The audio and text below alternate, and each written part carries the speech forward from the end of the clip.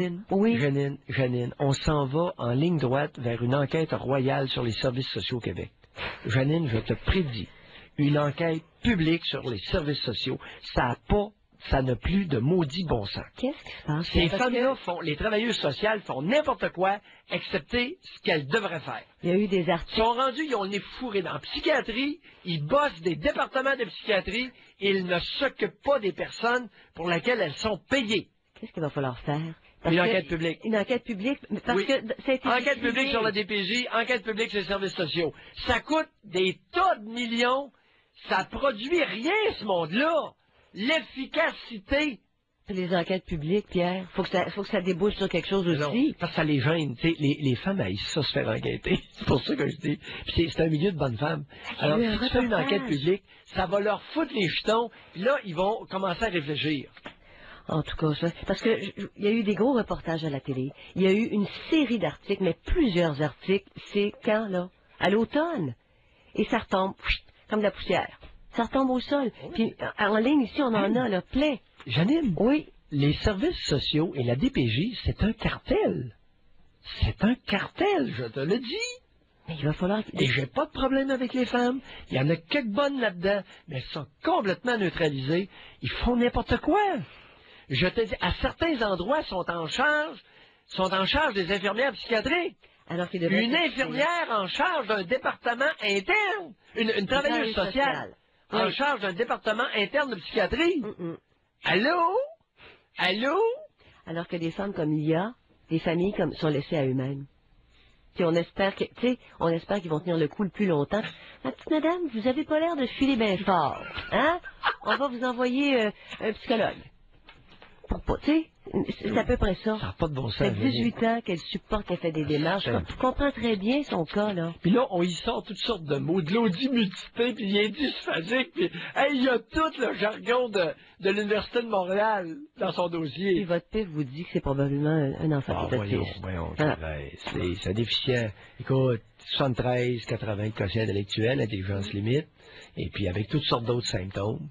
Là, il est rendu au risperdal. Puis pourquoi? Ils n'ont jamais expliqué pourquoi il donnait du risperdal. Est-ce que ça peut aider dans les cas d'autisme, Pierre? Ben oui, ils sont plus calmes. Ils sont plus calmes, mais ça demeure un autiste quand même. Oui. Il est plus calme, il est un petit peu plus en contact avec la réalité, mais il est autistique. Puis il est pas brillant, il est pas plus brillant, là. Monsieur le Président, j'aimerais saluer vous, la présidence, le secrétaire, les personnes présentes de chacun des partis, Madame la ministre et les gens qui vous accompagnent.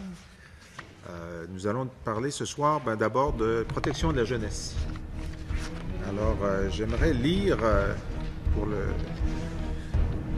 situer la situation des centres qui s'occupent de la jeunesse, un article qui a été publié récemment, qui faisait état, en mars, qui faisait état de la santé des jeunes en centre jeunesse. Et je lis le docteur Yves Lambert, médecin en centre jeunesse depuis 10 ans, co-auteur de l'étude menée auprès de 315 adolescents de 14 à 17 ans hébergés dans 7 centres de jeunesse. Il dit « Les résultats ont été obtenus à partir d'un questionnaire rempli par les jeunes qui ont par la suite subi un examen médical. On apprend que plus de 9 adolescents sur 10 hébergés en centre jeunesse présentent au moins un problème de santé et que plus de la moitié, 55%, ont chacun plus de 4 problèmes de santé. Un mot pour décrire cette clientèle souffrante, résume le docteur Lambert, ils sont abusés, négligés, maganés. Ces jeunes vivent des situations complexes, beaucoup de violence, de la maladie mentale, des troubles de personnalité limite, des troubles de consommation ou d'attachement, confie le médecin. La situation des adolescents hébergés en centre jeunesse n'a rien à voir avec celle des autres jeunes, décrit l'auteur de l'étude. La consommation problématique d'alcool et de drogue des jeunes en centre jeunesse atteint 45 %, presque un jeune sur 2, alors que les pires cas dans la population en général représentent 5 % des jeunes. Donc c'est 9 fois plus élevé. Même phénomène en ce qui concerne le suicide.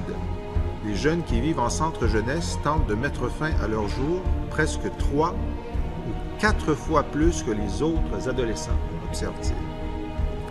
Le Dr Lambert dit « On n'est pas capable de voir tout le monde. Ces jeunes deviennent donc de grands consommateurs de nos urgences. » Madame la ministre, sachant cela, De combien augmentez-vous cette année le budget des centres jeunesse? Merci. Merci beaucoup, M. le Président. Je veux remercier le député de Rosemont de sa question et j'aurai tantôt le loisir de pouvoir faire quelques remarques introductives quand le parti ministériel prendra la parole. Je vais consacrer mon temps à répondre au député de Rosemont et j'ai le goût de lui dire que, tout d'abord, autant comme pour vous, ma préoccupation première, ce sera certainement la protection et le bien-être des enfants et vous le savez très bien pourquoi. On a des enfants de les deux et c'est important, c'est l'avenir du Québec. Et vous avez raison que c'est la clientèle dans les centres jeunesse, c'est notre clientèle la plus fragile et il faut de ce fait-là s'en occuper davantage. Et je veux vous rassurer parce qu'il y a plusieurs mesures qui sont mises en place dans les centres jeunesse, mais aussi il y a des choses qui sont déjà arrimées au niveau du personnel soignant. Ceci étant, il faut savoir qu'en matière de prévention du suicide, parce que vous l'avez abordé dans votre question, on peut compter sur un réseau de sentinelles qui est là pour former, mais repérer les cas plus problématiques que les autres. Et on met l'accent là-dessus, puis c'est ce qu'on a développé au Québec pour faire la prévention du suicide, les réseaux sentinelles. Mais ce que j'ai surtout le goût de vous dire, vous avez, le docteur Lambert a raison, c'est pour ça qu'on a fait le projet de loi 10 qui a été adopté dernièrement, comme vous le savez, pour intégrer les services, s'assurer qu'il y ait une continuité de services, qu'il n'y ait pas des services par segment ou par îlot, mais qu'il y ait une continuité de services à travers les centres jeunesse qui va permettre aux jeunes d'obtenir à la fois des services de santé, des services psychosociaux. Bref, c'est pour intégrer l'ensemble des services que ça va nous permettre de mieux les servir, la population dans les centres jeunesse. Tout n'est pas noir, puis c'est un petit peu, je vous dirais, à la grandeur du Québec, inégal.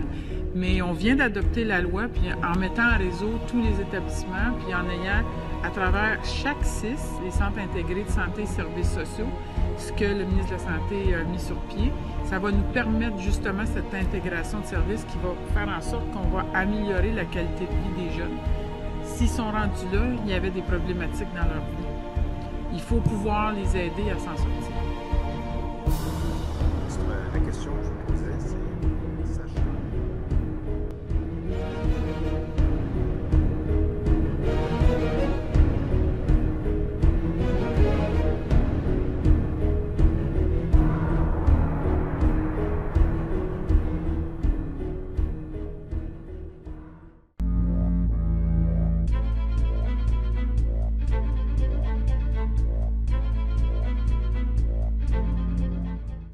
Il y a eu un deuxième suicide en 5 mois au centre jeunesse d'Huberdeau dans les Laurentides. Et Harold, vous avez appris que la coroner déplore le manque d'accès à des pédopsychiatres et aussi le manque de formation des éducateurs.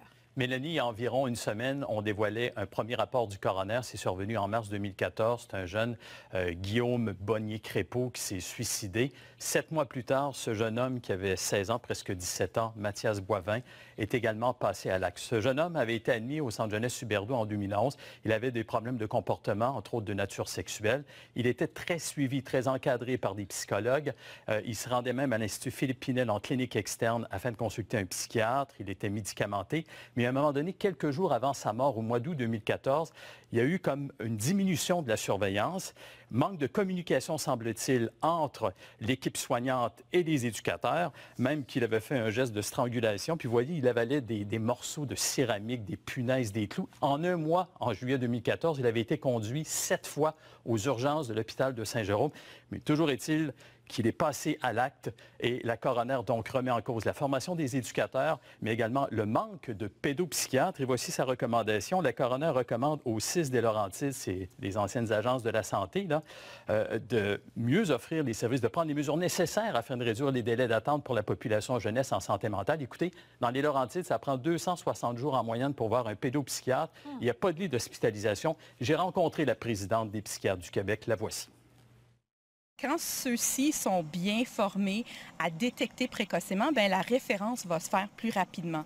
Mais si ces gens-là n'ont aucune formation en santé mentale, ça se peut que le trouble s'aggrave avant d'être détecté. Et donc, ça aussi, ça crée un délai avant d'être référé vers la ressource spécialisée.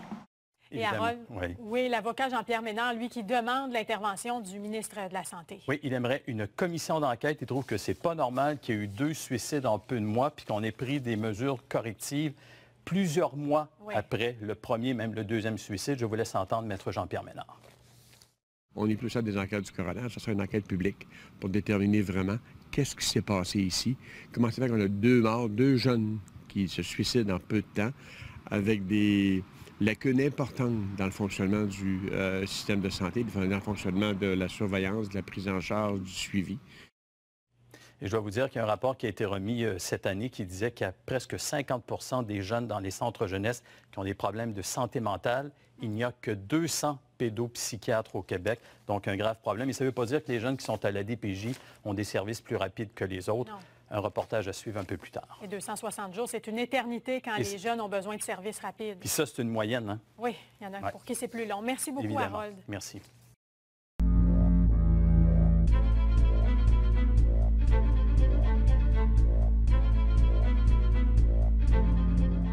Selon le rapport de la coroner, le jeune homme aurait tenté de se suicider près d'1 an et demi avant sa surdose d'insuline en août 2013. Mais seulement quelques intervenants qui œuvraient auprès de ce jeune au centre jeunesse étaient au fait de cet événement. Ces faits amènent la coroner à conclure que le risque d'une récidive a été sous-estimé. Elle dénonce aussi le manque de formation des intervenants du centre jeunesse au Bas-Saint-Laurent. Selon la coroner René Roussel, ces intervenants n'auraient pas tous la formation nécessaire en prévention du suicide. Du même souffle, elle questionne le manque de communication entre les intervenants du centre jeunesse et ceux du réseau de la santé dans ce dossier. Dans son rapport déposé en juin, René Roussel demande à Québec de mettre en place un nouveau protocole d'intervention pour les employés du service de la protection de la jeunesse qui doivent intervenir auprès des jeunes qui pourraient avoir des pensées suicidaires. Elle recommande également que tous les intervenants impliqués de près ou de loin avec les centres jeunesse puissent suivre une formation sur la prévention du suicide dans les meilleurs délais. Les dirigeants du Centre intégré de santé et des services sociaux du Bas-Saint-Laurent, eux, ont reçu ce rapport le 15 juillet. La présidente directrice générale, Mme Isabelle Malo, a demandé immédiatement dans la même journée un rapport et surtout un plan d'action qui devra se mettre en branle selon sa demande dès le mois de septembre. Une porte-parole du ministère de la Santé nous a confirmé que la révision du protocole d'intervention se poursuivait et qu'il serait disponible d'ici quelques mois. Nous avons également tenté d'obtenir une réaction de la part de la famille du jeune adolescent. Malheureusement, les parents adoptifs du jeune homme ont préféré ne pas commenter. Ici Patrick Bergeron, Radio-Canada, Rivière-du-Loup. Il les endoctrine, la DPJ fait le lavage du cerveau aux enfants qu'ils ont enlevés à leurs parents en leur disant vos parents vous aiment pas, vos parents sont méchants, vos parents, etc. Ouais. Alors l'enfant ne peut que déprimer. Alors, c'est un discours qu'on entend souvent. Et si je reviens sur l'étude, on disait que on apprend que plus de 9 adolescents sur 10 hébergés en centre d'accueil, en centre jeunesse, là, présentent au moins une problématique de santé mentale et que 55% ont plus de 4 problèmes. Donc, on parle pas d'un endroit nécessairement très sain, de toute évidence. Hein? Alors, on peut conclure, premièrement, la DPJ n'apporte aucunement l'aide aux jeunes, ni le soin, même si peut-être l'échantillon est vraiment des cas de troubles de la population qui sont rassemblés, regroupés. Mais est-ce que l'État qui prétend pouvoir faire mieux que leurs parents, les aider, ces jeunes-là, est-ce qu'il le fait vraiment? Mais non, évidemment que non. Et même le coroner le constate. Ah, il le constate définitivement. C'est sûr qu'il y a vraiment un problème au niveau des centres. Et ça coûte des milliards, C'est très, très cher. Une vraie industrie. Ah, bien sûr. Et c'est un système qui s'entretient. On peut facilement voir que on s'organise pour aller chercher des sous là-dedans. C'est-à-dire qu'alors qu'on pourrait aider des jeunes à domicile, supporter leurs parents, à garder leurs jeunes avec eux, leur apporter une aide, les supporter davantage. Non, on préfère les tirer et les mettre en centre jeunesse ou les mettre en famille d'accueil parce qu'on va chercher des sous aussi de cette façon-là. C'est ça. On va demander une pension aux parents, là, tu sais, là-dedans, puis on lui coupe son allocation familiale. Alors, les parents naturels reçoivent une aide symbolique de l'État en difficulté, tandis que la famille d'accueil reçoit un salaire. Oui. Alors, où est l'équité dans tout ça? Absolument. Et où est le bon sens, finalement? Hein? Ah non. Écoutez, avec les 2 suicides de jeunes à Huberdeau là, en 2014, vous vous dites, et là je m'adresse à nos auditeurs, vous vous dites que la qualité des services est épouvantablement déficiente dans les centres jeunesse des Laurentides? Détrompez-vous. Le gouvernement leur a octroyé un grand prix pour la qualité de leurs services le 13 novembre 2014. C'est ça, on en a parlé aussi à l'émission. C'est à n'y rien comprendre. Hein. Vous, comme parents, et on disait à quel point le gouvernement et notre État québécois nous prend pour les cons. Absolument. 2 suicides dans la même année, bravo, on donne un prix pour la qualité de tes services. Ben, voyons donc. T'sais, vous, comme parents, là, vous oseriez attendre 260 jours ou 9 mois avant d'offrir un service d'aide psychologique nécessaire à votre enfant? Ben, le DPJ pourrait définitivement s'appuyer sur l'article 38, comme je le disais tout à l'heure, de la loi de la protection de la jeunesse. Pour vous accuser de négligence, de compromission et affirmer que la sécurité et le développement de votre enfant sont compromis. Techniquement, là, vous pourriez vous faire retirer votre enfant, là. Un centre jeunesse fait la même chose. Non seulement on ne le sanctionne pas, mais on pourrait lui accorder un prix pour la qualité de ses services. Personnellement, je le dis sans détour, je trouve ça répugnant.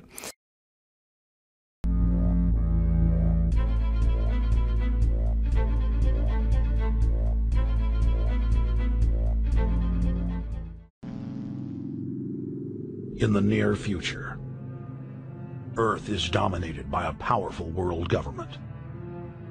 Once free nations are slaves to the will of a tiny elite. The dawn of a new dark age is upon mankind. Countries are a thing of the past. Every form of independence is under attack, with the family and even the individual itself nearing extinction. Why don't we learn from the mistakes of our ancestors? Why does humankind find itself bound in a cycle of bloodshed and enslavement? Predatory elites have always rationalized their oppression by claiming that they are superior and have the divine right to rule, when all they really are is a gaggle of ruthless psychopaths, parasitically feeding on the host population until their cancerous movement causes the collapse of the host. There have been thousands of tyrannical governments in history, and less than 10 that can truly be called free. In the 20th century alone, over 150 million people were murdered at the hands of the state. Where does this mindset come from? Why do the elites kill the largest masses of people when no one is resisting them? When they've already attained total control? What ideology drives the elite psychopath? Since Plato's time, 2,400 years ago, state planners have openly proclaimed their desire to control every detail of the commoner's life. From breeding programs to mass extermination of undesirables, the dark dream has continued on for millennia.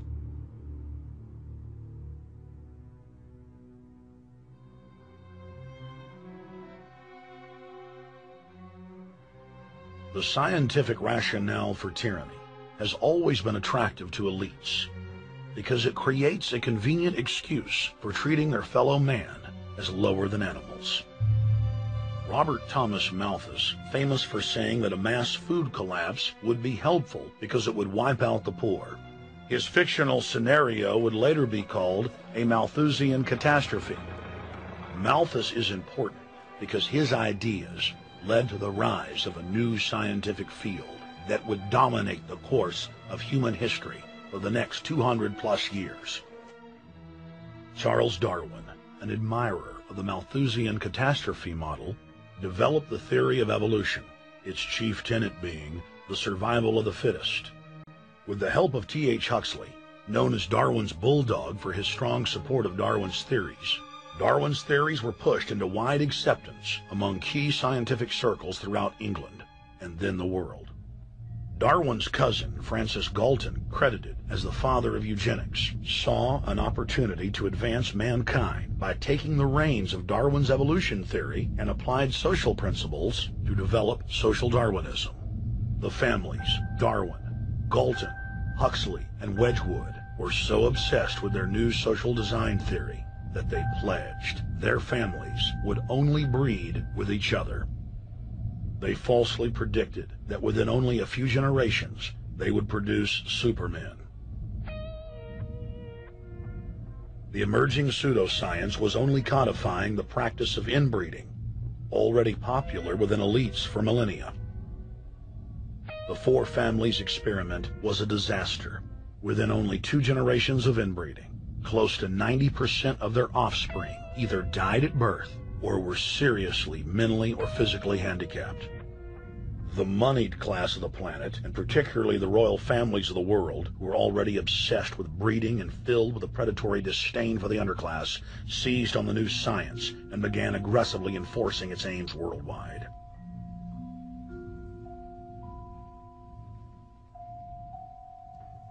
Biometrics appears to be a new science, but it was actually developed by Galton back in the 1870s as a way to track racial traits and genetic histories, and as a way to decide who would be licensed to breed.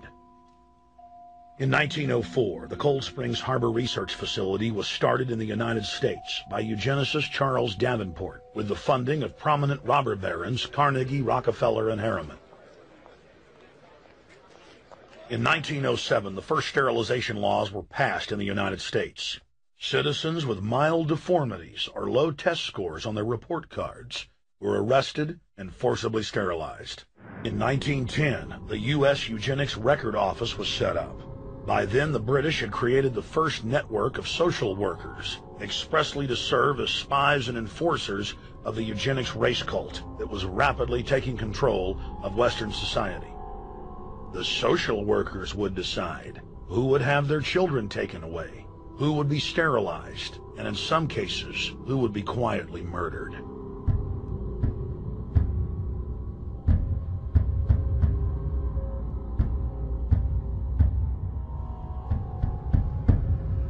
In 1911, the Rockefeller family exports eugenics to Germany by bankrolling the Kaiser Wilhelm Institute, which later would form a central pillar in the Third Reich. At the 1912 International Eugenics Conference in London, eugenics becomes an international craze and gains superstar status. The futurist and best-selling sci-fi author H.G. Wells had studied biology under top eugenicists and was spreading the new faith worldwide. In 1916, H.G. Wells' lover, Margaret Sanger, starts her promotion of eugenics in the United States. In 1923, Sanger receives massive funding from the Rockefeller family. Sanger wrote to fellow eugenicist Clarence J. Gamble that black leaders would need to be recruited to act as frontmen in sterilization programs directed against black communities. In 1924, Hitler pens Mein Kampf, or My Struggle, and credits U.S. eugenicists as his inspiration. Hitler even wrote a fan letter to American eugenicist and conservationist Madison Grant, calling his race-based book, The Passing of the Great Race, his Bible.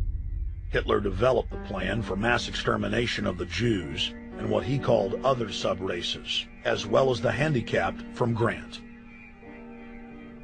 By 1927, eugenics hit the mainstream. The so-called science was aggressively pushed through contests at schools, churches, and at state fairs. Churches competed in contests with big cash prizes to see who could best implement eugenics into their sermons. Major denominations then tell Americans that Jesus is for eugenics. That same year in the United States, more than 25 states passed forced sterilization laws, and the Supreme Court ruled in favor of brutal sterilization policies. When Hitler came to power in 1933, one of his first acts was to pass national eugenics laws modeled after laws in the United States.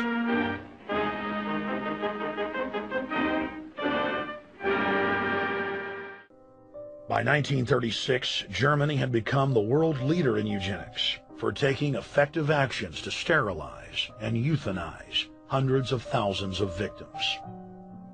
The big three of American eugenics, Davenport, Laughlin, and Goethe, were dispatched by the Rockefellers to Germany, where they advised the Nazis on the fine-tuning of their extermination system.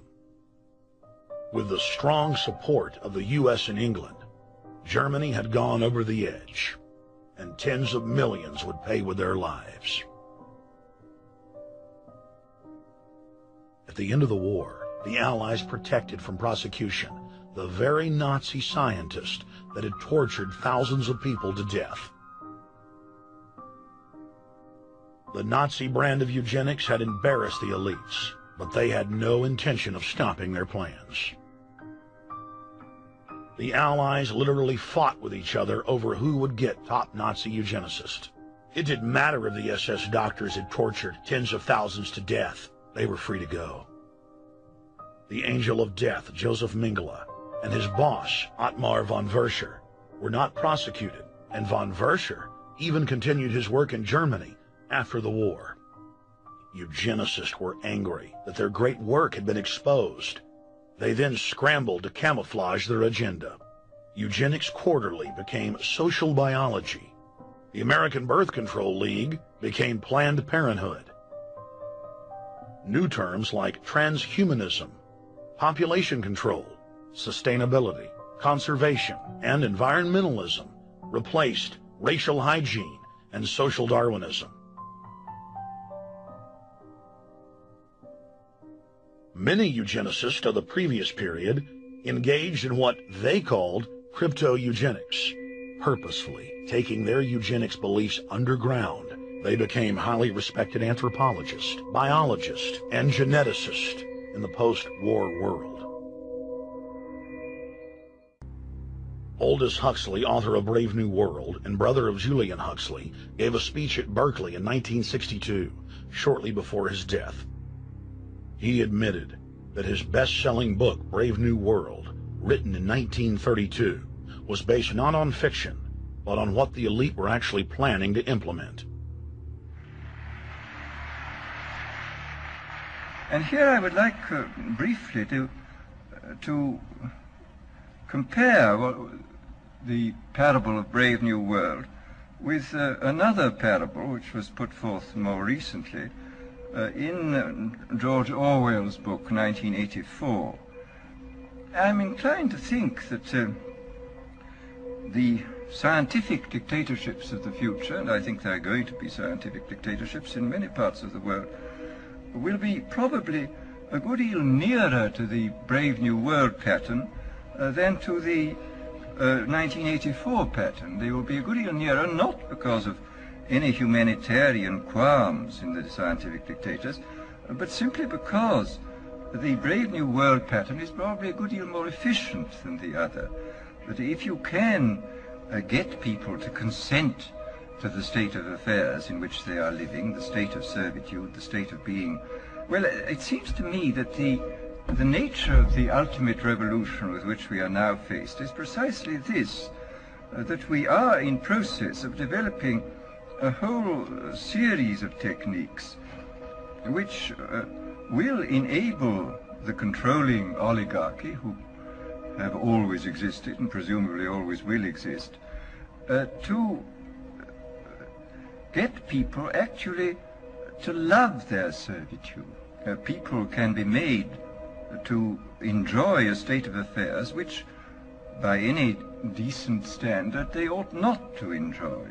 And these methods, I think, are a real refinement on the older methods of terror, because they combine methods of terror with methods of acceptance. But then there are various other methods which one can think of.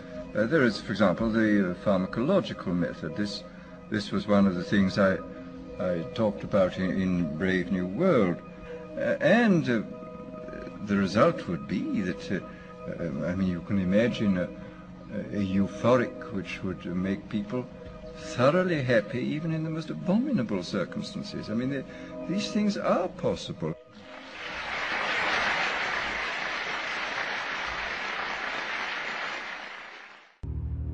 A string of congressional investigations has uncovered more than 20,000 secret tests that were carried out against the American people between 1910 and 2000.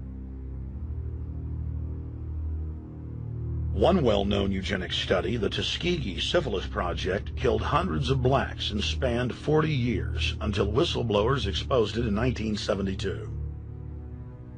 From 1943 until present, the British have tested lethal nerve gas on their own personnel, on land, air, and sea. Many died instantly. Still others died grueling deaths over several years. The federal government commissioned secret radiation experiments on thousands of non-consenting patients. Hundreds of hospitals in the U.S. injected healthy men, women, and children with uranium and plutonium at dosage levels ranging from non-therapeutic to lethal, killing many of the test subjects. Pregnant wives of GIs were given vitamins by base doctors that actually consisted of highly radioactive uranium-239 and plutonium-241, resulting in violent miscarriages and the death of the mothers. From 1951 to 1961, the U.S. Army paid Israel's health ministry 3 million lira to conduct radiation testing on Sephardic children that immigrated to Israel. The government-run public schools would tell the children that they were going to get a medical checkup and that they were receiving an X-ray.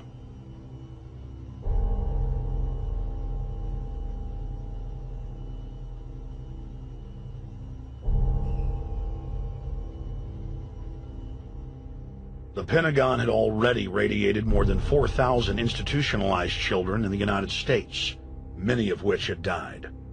More than 110,000 of the darker-skinned Jews were given 35,000 times the maximum dose of X-rays to the head repeatedly. Many of the children died within months. All of them lost their hair. Some still live today and endure excruciating health problems. The covert testing of chemical, biological, and radiological agents on unsuspecting populations continues worldwide today.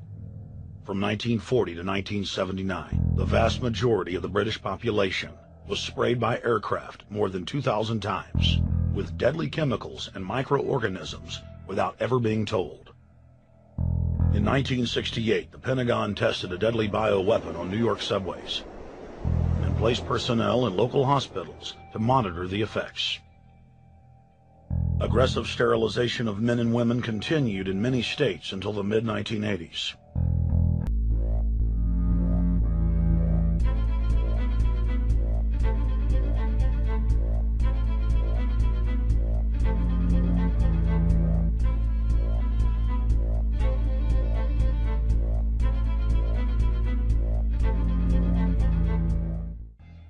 Gradually, by selective breeding, the congenital differences between rulers and ruled will increase until they become almost different species. A revolt of the plebs would become as unthinkable as an organized insurrection of sheep against the practice of eating mutton. Bertrand Russell. H.G. Wells, Aldous Huxley, Bertrand Russell, and hundreds of other eugenicists constantly bragged about how the establishment believed themselves to be a separate, more advanced species than the common man. Top eugenicists were bold enough to admit that their real goal was not improving the heredity of the commoner, but to further dumb them down so that they could be more manageable. Nobel Prize winner Russell wrote at length about how vaccinations filled with mercury and other brain-damaging compounds would induce partial chemical lobotomies and develop a servile zombie population. Diet, injections, and injunctions will combine from a very early age to produce the sort of character and the sort of beliefs that the authorities consider desirable, and any serious criticism of the powers that be will become psychologically impossible. Bertrand Russell. Over 100 years ago, eugenicist social planners said that they'd use mind-altering drugs to control the population. By 2007, more than 20% of the U.S. population were on some type of prescription antidepressant. But in the case of foster children, a sector where the state has total control, at least 2/3 are forced to take a cocktail made up of, on average, 7 psychotropic drugs. Chairman of the Texas Society of Psychiatric Physicians, Joe Burkett, testified before the State House Select Committee hearing on psychotropic drugs in foster care and shocked the public when he said that 2/3 of foster children in Texas had been placed on psychiatric drugs because they were very, very sick from a bad gene pool.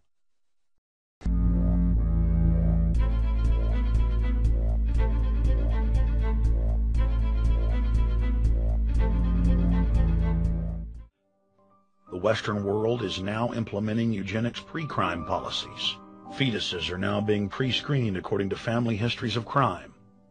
From Portland, Oregon to London, England, Child Protective Services are enrolling newborn children into criminal databases at birth and forcing them to attend probation hearings at age 2. The overlords of scientific dictatorship are ruthlessly prosecuting a war on our most defenseless. The potential for the disastrous rise of misplaced power exists and will persist. The very word secrecy is repugnant in a free and open society. And we are, as a people, inherently and historically opposed to secret societies, to secret oaths, and to secret proceedings. The Kissinger-authored U.S. plan targeted 13 key countries where massive population reduction was called for. Kissinger recommended that IMF and World Bank loans be given on condition that nations initiate aggressive population control programs, such as sterilization. Kissinger also recommended that food be used as a weapon, and that instigating wars was also a helpful tool in reducing population. In 1972, the Nixon White House also implemented a eugenics policy which was directed by George Herbert Walker Bush, then United States Ambassador to the United Nations. Bush advised China on the formulation of their one-child policy and directed the federal government to forcibly sterilize more than 40% of Native American women on reservations.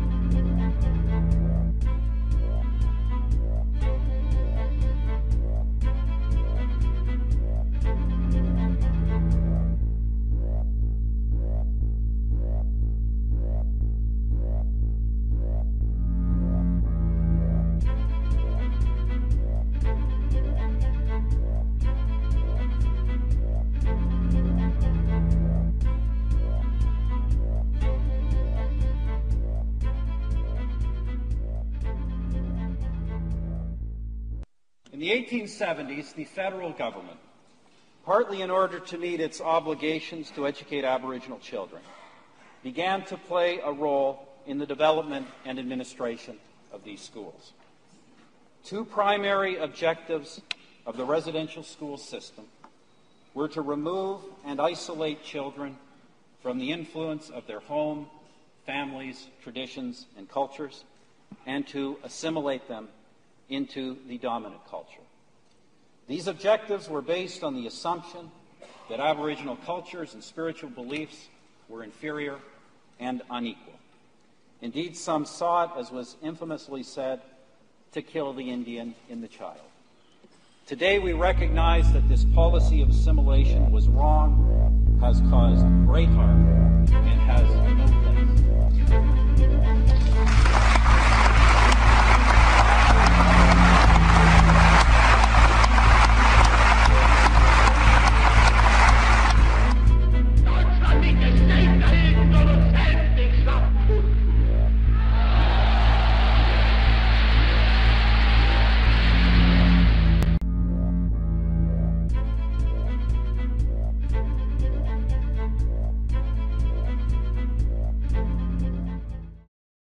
Les droits des grands-parents quand les enfants sont pris en charge par la DPJ. La question se pose ce soir alors qu'on vous présente l'histoire d'un grand-père qui se bat pour voir son petit-fils.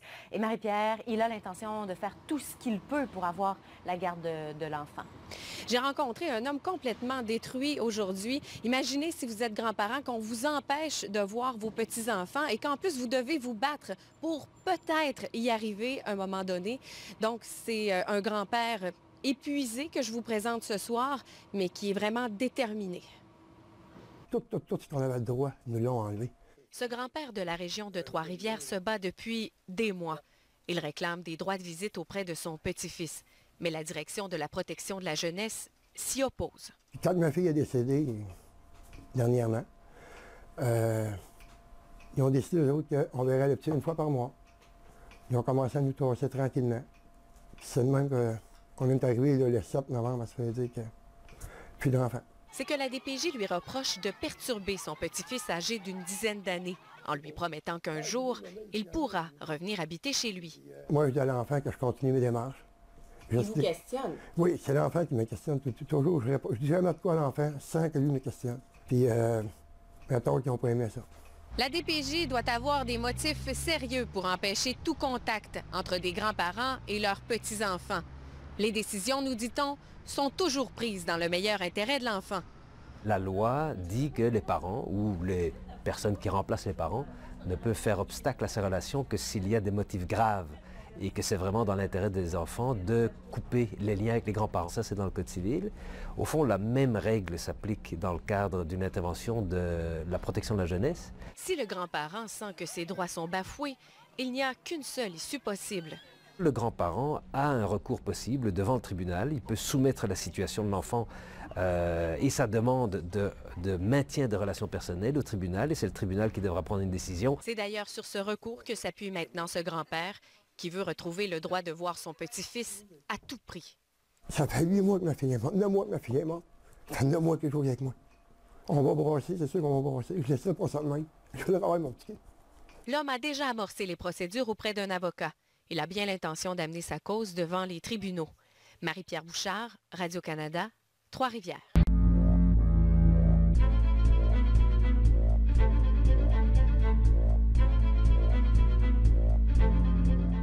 Les Autochtones de la communauté algonquine de Lac-Simon en Abitibi-Témiscamingue qui dénoncent vraiment l'attitude de la direction de la protection de la jeunesse, la DPJ dans leur communauté. En fait, Claude, on a même bloqué l'accès des gens de la DPJ à la communauté. Effectivement. Donc, depuis lundi, il y a une quinzaine de grands-parents qui ont décidé de bloquer l'accès aux travailleurs du centre jeunesse de l'Abitibi-Témiscamingue. À 3 reprises, ils l'ont fait. Et ce qu'ils dénoncent, c'est l'attitude de la direction de la protection de la jeunesse. Ils disent qu'il y a trop de signalements, que les enfants sont retirés beaucoup trop tôt des familles lorsque c'est le cas. Actuellement, à Lac-Simon, il y a une 60aine d'enfants qui ont été retirés de leur famille, mais qui sont toujours sur la communauté chez des proches. Mais il y en a une trentaine qui, eux, ont été retirés et qui sont à l'extérieur et en majorité chez des Blancs. Mais au-delà de tout ça, c'est le fossé culturel entre les Autochtones et les intervenants de la DPJ qui a été dénoncé. Voici une manifestante. Mais dans la communauté, oui, on a des problèmes sociaux, je suis au courant. Je ne cache pas qu'il y a des problèmes sociaux dans la communauté. Mais c'est ça qu'ils utilisent ici, la DPJ. Ils utilisent les problèmes sociaux qu'on vit, que les parents vivent dans la communauté.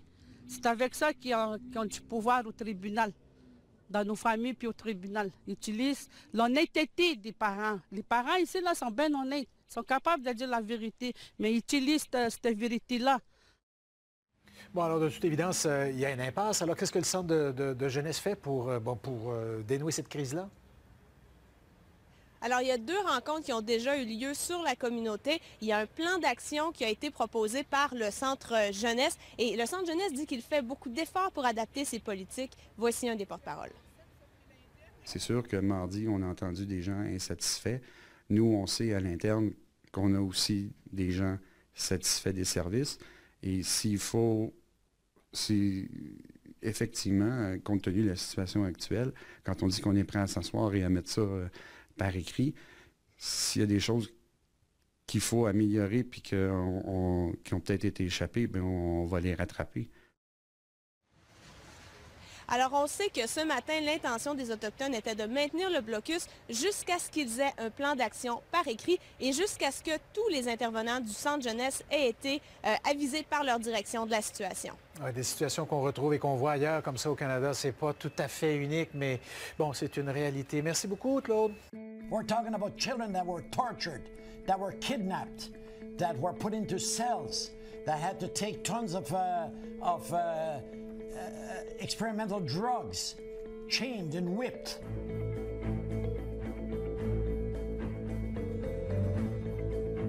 The Quebec hospitals were under the rule of the APA, the American Psychiatric Association, and the CIA. The Duplessis orphans were used as human guinea pigs for medical experimentations. The Duplessis orphans case is a Canadian genocide.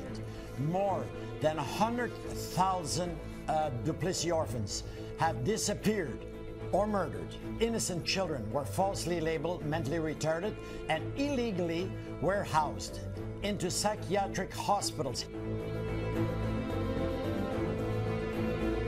Puis là, quand ça, la religieuse, le soir, elle m'embarquait dans un bain de l'eau glacée. Puis après ça, elle m'a mis la camisole de force. Encore, je pleurais trop pour ma mère. Je voulais m'en aller chez nous. C'est pour ça qu'ils m'ont torturée.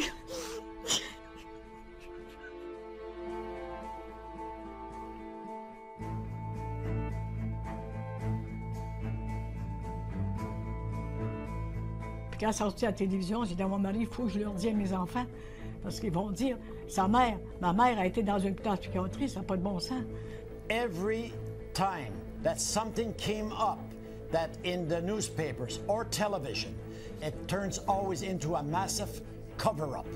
One lawyer told me, scandal must come from beyond the province of Quebec. Because he said, everybody here is rotten to the core. The corruption is so high.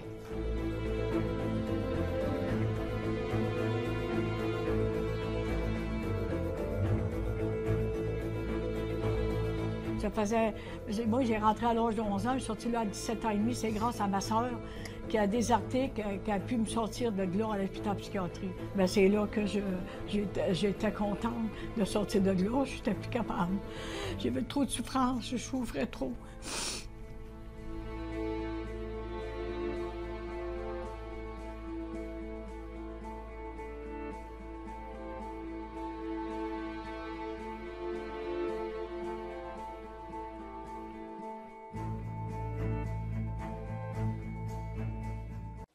Je suis émue parce que je m'en vais représenter tous ceux qui ont vécu en institution, tous ceux qui ont été abusés sexuellement. À quelques heures du départ, l'émotion la submerge. Son voyage lui coûte près de 3 000 $ qu'elle paye de sa poche pour dénoncer un terrifiant scandale. Son enfance, Nicole l'a passée derrière ses murs, comme plus de 3 000 petits Québécois. Dans les années 50, c'était un orphelinat géré par des religieux. On y recueillait les enfants abandonnés. Pour toucher des subventions, on les déclarait fous. Coupés du monde, beaucoup étaient traités par les prêtres comme des bêtes de somme ou comme des objets. On allait au presbytère faire le ménage. Mais c'était pas juste le ménage en bas dans la cuisine, c'était aussi dans sa chambre. Quand c'est arrivé, j'avais 14 ans. Puis là, il a dit, écoute, tu vas te coucher, là, tu vas t'étendre sur lui, tu vas te déshabiller. Moi, je voulais pas, puis il m'a donné une claque sur la marboulette, puis il a dit, tu parleras jamais, il n'y a personne qui va te croire. Un bâtard, personne ne croit ça, un bâtard. Lorsqu'elle tombe enceinte, le curé paye pour la faire avorter. Il ne sera jamais condamné. Aujourd'hui, ce qu'on appelle les orphelins de Duplessis exigent réparation et des excuses publiques. On veut d'être indemnisé parce qu'on a subi des atrocités. C'est la moindre des choses. Vendez-les vos Moses de porte en or à Saint-Pierre-de-Rome, là. Au Québec, la loi empêche les victimes de demander réparation 3 ans après les faits. Seule québécoise à faire le voyage, Nicole emporte beaucoup d'espoir, en premier lieu celui d'être enfin écoutée.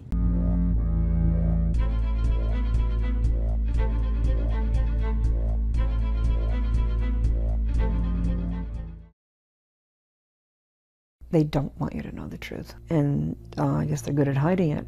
The potential for abuse is enormous because of the way the thing is set up. Agencies are funded by how many children they have in care. And if the number of children decrease, they get less funding. We are making money. They get all this money from the government from donations, and they're using it to protect themselves, not the children. Almost every single child was on a neuroleptic. A very clear example of empire building. Thunder Bay is benefiting big time with our kids in care. I don't know how many mortgages they're paying. This baby snatching system became a big business only in the last couple of decades. Well, I think the disconnect is in the history. Especially in the Jewish community, because people don't know that this is going on.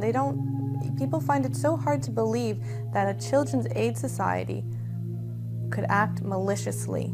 It just goes outside of what people believe. Even though we were the adoptive parents who were supposedly going to adopt this child, you didn't protect me, you're supposed to. I would certainly expect that our police today respond. In child welfare, you actually have more power than the police. There are no other government agencies that have those types of powers. There's an imbalance of power from the word go. Confidential is actually code for secret.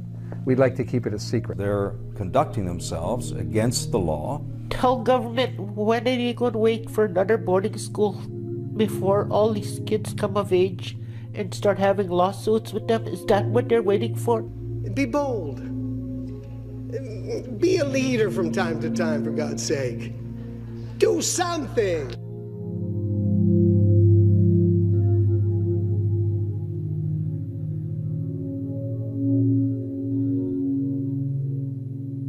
We call them Cheyawish, that means the devil work is what they're doing.